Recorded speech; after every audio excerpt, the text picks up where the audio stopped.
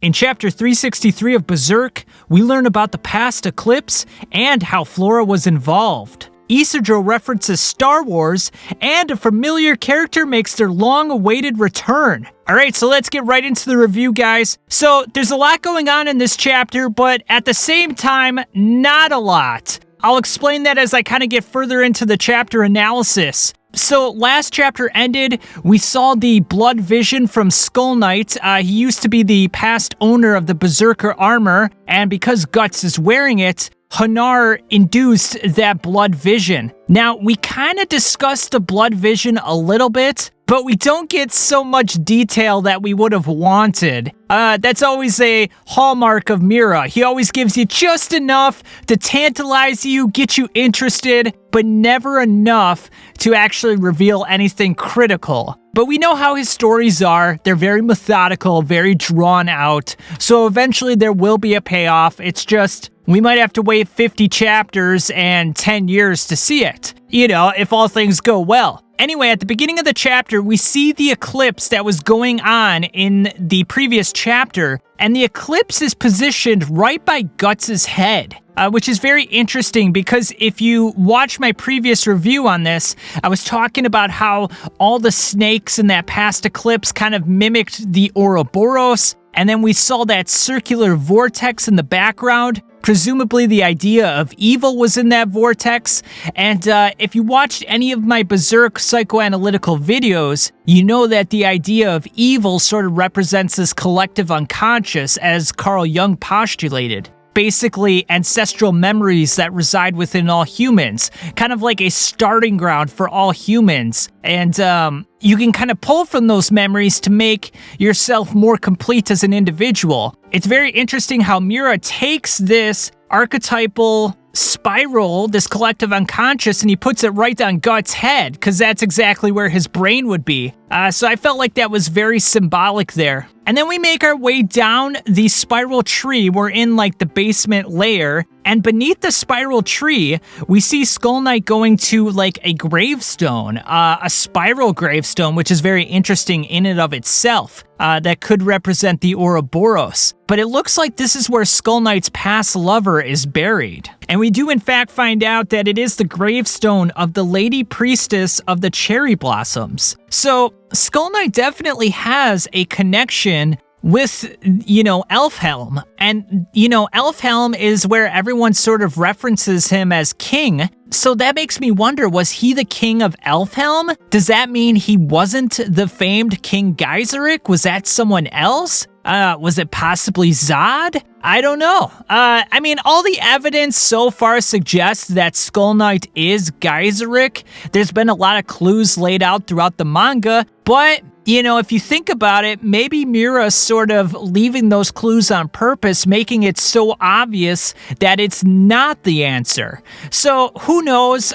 Maybe Skull Knight is Geyserich, or maybe Skull Knight is someone else. And maybe Geyserich is possibly Zod, or, you know, someone else in the story. But it's probably one of those two. That would be my main guess. Probably 95% chance it's Skull Knight, 5% Zod. So then we pan over to Shirka, and she notices a distinct resemblance between Danen, the Flower Storm Monarch, and the girl in the blood vision. So it would seem to suggest that they're related somehow. Maybe Danen is like the descendant or the daughter, or possibly in the lineage somehow. Now, a little interesting side bit about Danen, she is actually based off of Norse mythology. There's a whole collection of stories called the Tua de Danen that talk about this goddess called Danu.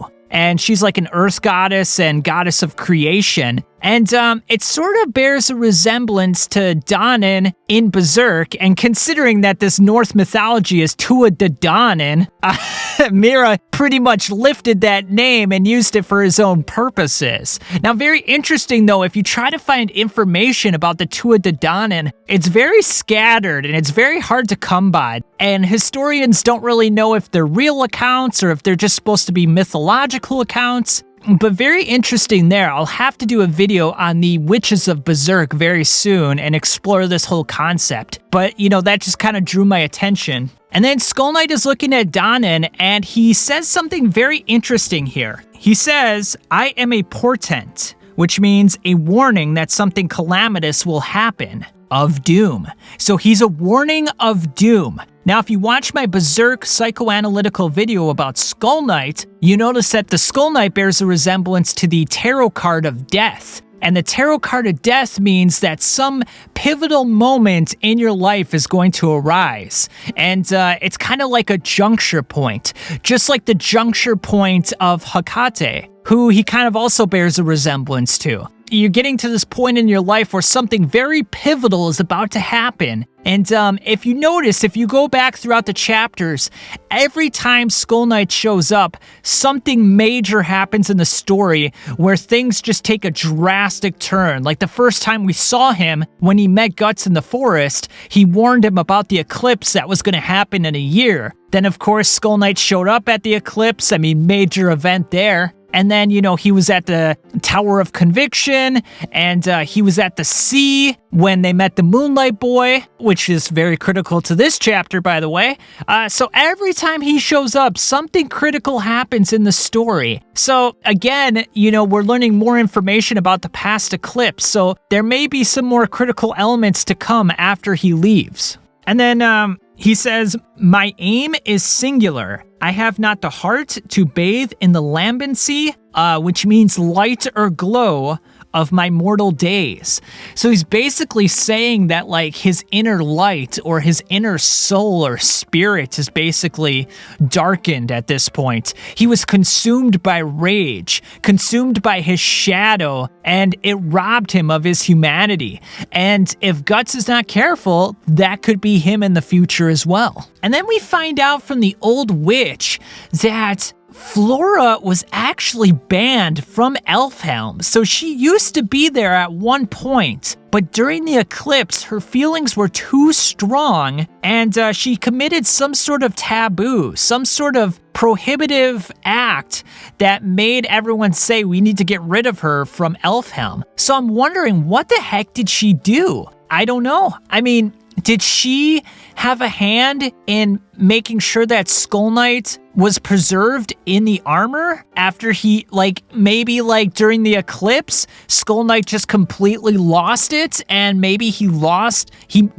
died, but maybe like Flora took his body to Hanar, and she's like, look, take his spirits and put it in this armor so he can still live. Maybe that's taboo. Maybe like reanimating someone like that is just against the rules. I don't know, but it's making me think about all sorts of possibilities. So very interesting there. We then go over to Isodro. Now, this part of the chapter wasn't my favorite, and I gotta be honest with you, pretty much all the parts with Isodro are not my favorites. I kind of wish Mira would tone him down just a bit. He's a little too cliched, a little too shonen-esque. I mean, he feels like he's in the wrong story. Like, if he were in One Piece or Naruto, he would fit in just fine. But in Berserk, he just feels out of place. And every time I see him, it just reminds me of that fact. And it kind of feels a bit jarring, to be honest with you. So he's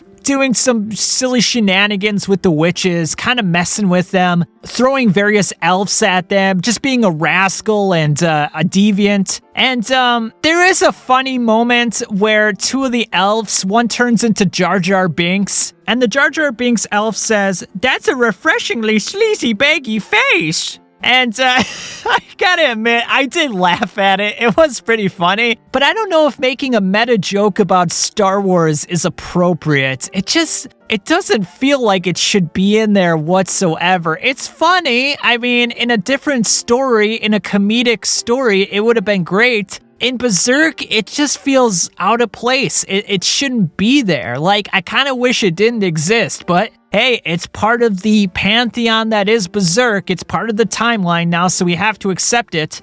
So now we have to accept the fact that elves can see into the future or can access the human world and take that information back into the manga world. So yeah, it is what it is. And then we see Isma, the mermaid. She comes back to the fold as well. She's completely naked and doesn't seem to care whatsoever. You know, she's just waltzing around.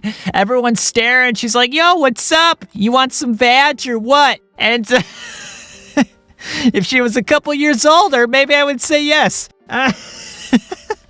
Anyway, plowing forward, Old Witch tells Guts that Skull Knight is not of this world and that they share a similar sort of mission in life. And both of them are motivated by revenge, and if they're not careful, well, it already happened to Skull Knight, but if Guts is not careful, if he doesn't temper that hellfire that is within his soul, it will consume him.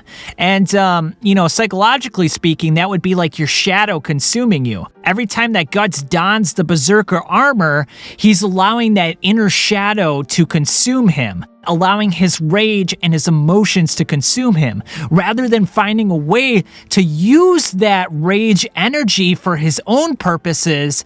He allows that inner beast to take hold of him. So he's eventually going to have to tame that inner beast, or it eventually will run roughshod over his life. And then as the chapter is ending, Guts is swinging a sword in the night, and we see this dark, shadowy figure approaching him, and it is the Moonlight Boy. Now, every time the Moonlight Boy arrives, we always have to take note of the fact that something major happens in the story. Now, is this an indication that Guts and the gang are finally going to go to Falconia and fight Griffith? Because now that they've saved Casca, now that Casca's memories have returned, that's the only thing left to do. So it makes the most logical sense. Now, if it does come down to that, will Guts be able to control himself? Because we know once he sees Griffith, his blood just starts to boil. But I would imagine before that even happens, he's probably going to have to fight Zod first and take him down. But can you take down the immortal Zod? That is the question. But I'm getting ahead of myself. This was an interesting chapter, guys. I mean, there was a lot of information, but at the same time, it felt kind of sparse. It just opened up more questions than it answered. So, we're still kind of left guessing, like, hey, who was that girl? What happened during that eclipse? Who are these angels? Who's the Moonlight Boy? I mean, we think it's Griffith, but again, we could be wrong. And what's gonna happen? That's the big question. When's the next chapter coming out? We don't know. But fantastic chapter, guys. I'm so glad that Mira gave us a chapter in January of 2021. Maybe we can hope for him to surpass the 3 chapters that he gave us last year. I mean, if he gives us 4 this year, I might just freaking lose it. But tell me what you guys thought of this chapter in the comments. I thought it was very good, and I'll catch you guys next time.